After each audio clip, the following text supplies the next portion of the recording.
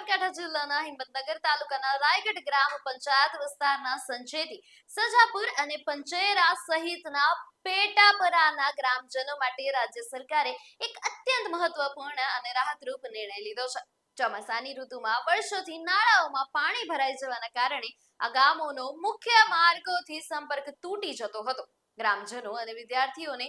ભારે પડતી મુશ્કેલીઓને ધ્યાનમાં રાખીને હિંમતનગરના ધારાસભ્ય પીડી ઝાલાની રજૂઆત બાદ મુખ્યમંત્રી ભૂપેન્દ્ર પટેલે આ સમસ્યાના કાયમી ઉકેલ માટે કરોડો રૂપિયાના વિકાસ કામોની મંજૂરી આપી દીધી છે। સરકાર દ્વારા ચોમાસામાં માર્ગો ખુલ્લા રહે તે હેતુથી અંદાજે રૂપિયા 11 કરોડના ખર્ચે વિવિધ રસ્તા અને નાળાના કામો મંજૂર કરવામાં આવ્યા છે। આ ઉપરાંત તખતગઢ ખાતે પણ રૂપિયા 94 લાખના ખર્ચે રોડ પહોળો કરવાના અને માર્ગ વિકાસના કામને લીલી ઝંડી આપવામાં આવી છે। આ નિર્ણયથી નિકોડા કંપા, તખતગઢ, કમોદરા, કામોદરી અને રામપુરા કંપા સહિતના અનેક વિસ્તારોના બક્ષીપંચ અને વિસ્થાપિત પરિવારોને ચોમાસામાં સર્જાતી હાલાકીમાંથી કાયમી મુક્તિ મળશે અને સુવિધાજનક માર્ગે પરિવહન ઉપલબ્ધ રહેશે। રાયગઢ પંચાયત માટે 11 કરોડોના કામો મંજૂર કરવામાં આવ્યા છે।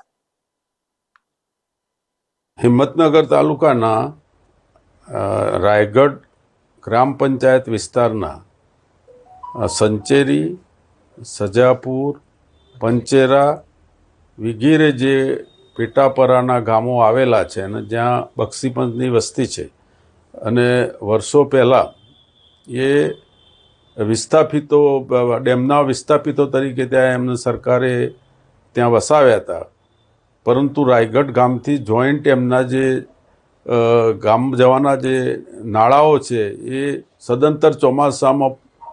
બંધ થઈ જતા હતા, એટલે એમને ટોટલ રોડ ઉપર આવવાનો સંપૂર્ણ વ્યવહાર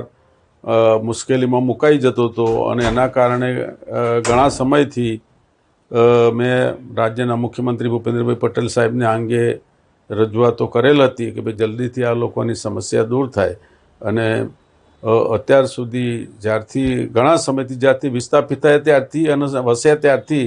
આ અંગેની કોઈ વ્યવસ્થા એમને મળી નથી અને પહેલી વખત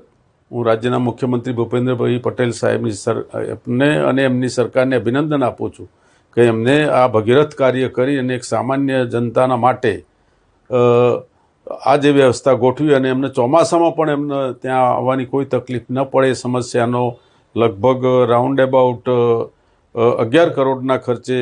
જે જોબ નંબર અલગ અલગ ફાળવ્યા છે એ માટે પ્રથમ તો અભિનંદન પાઠવું છું। એવું જ બીજું જે હિંમતનગર વિધાનસભામાં અને તાલુકામાં જે તખતગઢ ગ્રામ છે જે કચ્છી પાટીદાર ભાઈઓનું છે અને પ્રગતિશીલ ગામ પણ છે અને એનો પણ એક રાજ્યના મુખ્યમંત્રી ભૂપેન્દ્રભાઈ પટેલ સાહેબે અગાઉ એક 94 લાખનો જોબ નંબર આપેલ હતો, પરંતુ ગામ લોકો અને આજુબાજુના ગામોની એમાં માગણી હતી કે અમારો રસ્તો પહોળો કરો અને એટલા માટે રાજ્ય સરકારે ગ્રામજનો અને મારી માગણીના અનુસંધાનમાં આ માગણી સ્વીકારી